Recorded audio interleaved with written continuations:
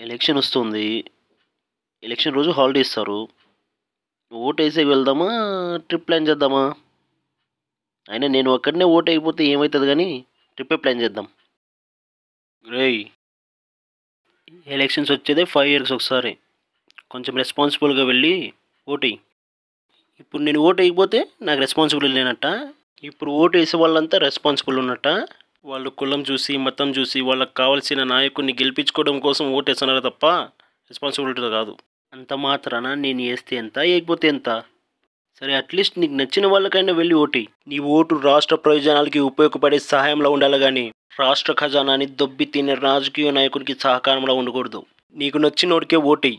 నీకు నచ్చినోడి 5 ఏళ్ల పాలన 25 ఏళ్ల భవిష్యత్తు ఇచ్చేలా ఉండాలి గానీ, రాష్ట్రాన్ని 25 ఏళ్లు వెనక్కి తీసుకెళ్లి ఇంకో 25 లక్షల అప్పుల భారాన్ని వేసేవాడు ఉండకూడదు. నీ ఓటుకే, నీ ఒక్క ఓటుకే ఒక్క తరం భవిష్యత్తును మార్చే శక్తి ఉంది. వెళ్ళి ఓటేయండి.